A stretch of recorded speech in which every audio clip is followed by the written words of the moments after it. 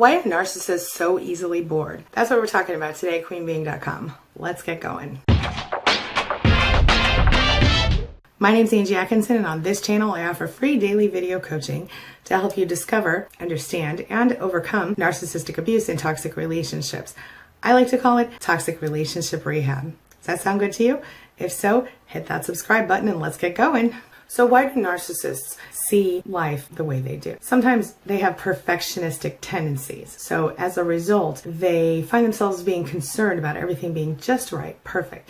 They sometimes have a little OCD, at least when it comes to getting what they want. They also tend to have a big fear of making mistakes, which would also mean that if they have imperfections, they can't handle it. So obviously they would like to have everything done quickly and perfectly. And if they can't have those quick, perfect results, which of course is impossible, and to which they also feel entitled, they have to admit that they're imperfect, which of course they can't handle. So we all know that when we start something new, our results are far from being perfect, at least at the beginning, right? And a lot of times it takes anybody time to master new things, including the narcissist. So when the narcissist begins to try to do something new, he or she may find themselves feeling shameful or feeling discouraged or feeling not good enough, which doesn't suit his or her personality very well. It takes a long time to master new things, and a narcissist never wants to have to do that. So when it comes to relationships, narcissists often feel as though other people are not, narcissists don't see other people as people. They see them as objects or extensions of themselves. So as they get to know people better, they eventually realize that the fantasy that they projected onto that person really isn't a reality, and that the other person isn't really who they want, who they thought they were. This will often lead them to pursue someone else. It goes along with the psychological mechanisms that are sometimes prevalent with narcissists, considering their personality makeup. These are sometimes called idealization, which leads to vilification, unfortunately, for the victim. And of course, narcissists, they have the black and white thinking thing, the splitting. There's no gray area. It's black or it's white.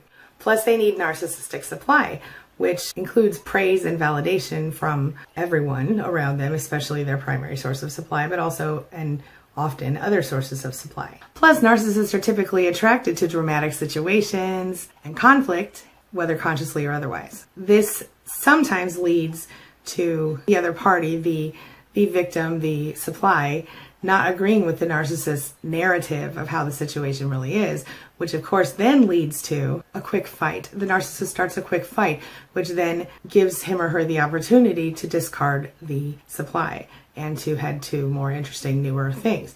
Now, that doesn't mean that the new person is really more interesting or more exciting or more attractive or more anything. It just means that they're the flavor of the week. And often there is a primary supply who is repeatedly discarded and left and discarded and left and then sucked back in whenever this new supply burns out or isn't providing every need the way they want them to. And often this primary supply is left not knowing anything about all of this mess that their relationship is, that's happening inside of their relationship. But what about general boredom? What about the times when the narcissist is in your house with you, and as far as you know, everything's fine in the relationship, but that yet they need every single second of your attention because they constantly say they're bored. You can't read a book, you can't take a bath by yourself. The narcissist follows you around like a puppy dog or a small child would. And you feel maybe like they want to be joined at the hip, and maybe you would like a little space. Well, in that case, there's a different situation here. What we have to know, first of all, is what is boredom exactly? Well, boredom is simply a message sent to you by your subconscious mind that tells you that there are more important or more interesting things that you could be doing at this moment. Think about that. Let's talk about boredom and relative comparison. So we know that the way that we compare things affects directly how our mind operates. So when we say, okay, this person is cute, then that means we think this person is equally or more cute than someone else. This means that this person is cute compared to people that we know or people we see pretty regularly. So let's say that when you're a kid, you find, Michael Jackson attractive. That was me. I found Michael Jackson attractive when I was a child. I was pretty sure I was going to marry that dude. Didn't work out. But anyway, when I originally found Michael Jackson attractive, I was 6 or 7 years old, right? Over the years, I got to know less of other people and see less of other faces and find different types of faces attractive. So maybe Michael Jackson's face is attractive, but it's a different kind of attractive than I prefer as an adult, let's say, especially since all that stuff. But The point is, even a regular person can get bored. Even a regular person could get bored of being interested in someone that they met, because your mind always compares your past experiences to your new ones. So in general, as our knowledge base becomes bigger, as our understanding of the world becomes bigger, it becomes harder to impress us. It becomes harder to make us especially interested in something. Think about this. Have you ever met someone who's just impressed by everything? Well, in some cases, it's because that person's life experiences aren't maybe as big as your experiences, or maybe they're just nice and they're just pretending. So in the same way that a little child might be able to stay interested in a single toy all day without getting bored, the same thing happens for a person who hasn't had as many life experiences. They're less likely to get bored with things you've already experienced because they haven't yet experienced them. This means that as on a base level, we tend to become interested in things, and then once we get to learn about those things and know about those things, we become less interested in them. And the same thing happens in certain situations with people. So then there's the first experience issue. Narcissists are always, if you ever talk to a narcissist, a lot of times they're like, oh, I want to do something new. I want to have experiences. I want to get out and do things and be around people, la, la, la. The first experience, it's usually full of excitement because new neural pathways are being formed at that time, right in your brain. So when you try something for the first time, a bad habit or a good habit, especially a bad habit, will hard code itself into your mind, so to speak. So it will help you to, like if you were to take a drug, you may end up doing that drug for a long time after that because of the change that happens in your neural pathways. So for example, a drug addict might get started with one single dose of the drug, but then that dose may become useless and they may need to increase the dose in order to feel the same sort of excitement they felt before. So if a regular person wants to get over boredom, they've got to figure out what kind of boredom they have going on, and then they've got to work to fix the root of the boredom. In a healthy relationship, boredom happens, but when both parties are willing and able, they will work together to create the excitement again. When you're dealing with a narcissist, they don't know how to create the excitement again. Because of the way they were raised, because of all their drama and their trouble, they don't know where to start. What it comes down to is the narcissist is almost emotionally handicapped in certain ways because they aren't able to go outside of their little box of shallow emotions. So this question was asked in our live session the other day, and Jillian, who's one of my co-authors as well as a SPAN member and one of my subscribers who I love, sent me a note to remind me, and she added her own thoughts to this note. So I wanted to go ahead and share those with you because they're quite valid and vivid.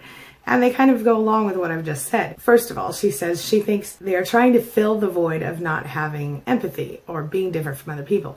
And I think there's something to that. I think in that case, they tend to be trying to fill the void all day long. So even in situations where they're still with a person and they're not leaving at that moment, they require that person's full and undivided attention at will. Of course, if that person wants their attention, that intensity isn't the same. They don't have any concern for that. But certainly it's about filling the void. It's about, because I honestly think there's a personality void here with these people. What do you think? Let me know your thoughts in the comments below. Do you think that there is a certain amount of void with a narcissist where they don't seem to have their own personality, or their personalities made up of little bits of other people?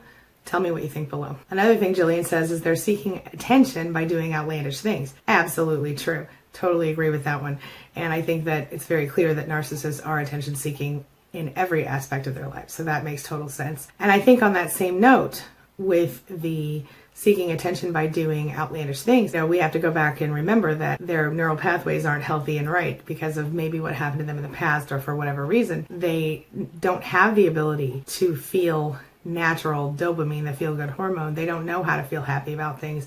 And so they have to create that through drama and excitement. See, that's why they love the first love thing. They love the first time thing. And then that's why when they're in a long-term relationship, they make you feel like you're useless and worthless and like you aren't worth being loved. Does that make sense?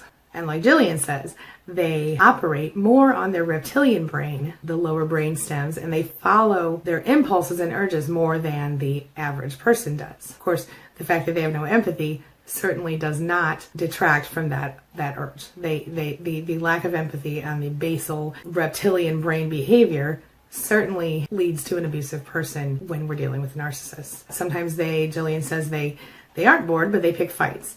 And they do this to assert dominance, to gaslight, or for supply. This is true, and I honestly believe a lot of times when they pick fights, they do so to take the heat off themselves, or simply because they're bored. Jillian says another thing is they're sociopaths, psychopaths, and or narcissists.